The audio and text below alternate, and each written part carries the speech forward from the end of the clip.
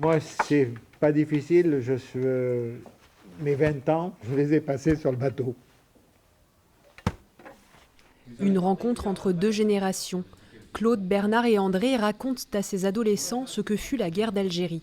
En pleine nuit, à 2 heures du matin, quand il y a une rafale qui part et que tout le monde est réveillé. Et là, on saute plus, on n'a plus le temps de sauter dans les rangers. L'émotion d'enfin transmettre leur récit, longtemps passé sous silence.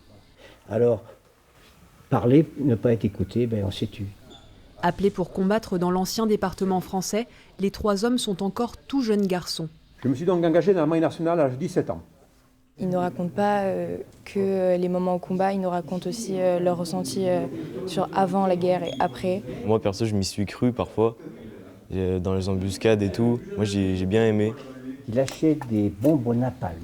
Une guerre d'il y a 60 ans qui fait pourtant écho au contexte actuel. Ils ont vu des témoignages, ils ont vu de jeunes garçons, que ce soit russes ou ukrainiens, engagés dans une guerre. Et finalement, la guerre d'Algérie a une résonance parce qu'on peut vivre un quotidien et puis le lendemain être passer d'un horizon de paix à un horizon de guerre.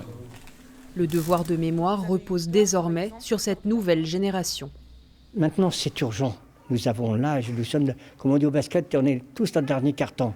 Et donc il faut transmettre à ces jeunes générations notre vécu. J'appelle ces jeunes générations les passeurs de mémoire.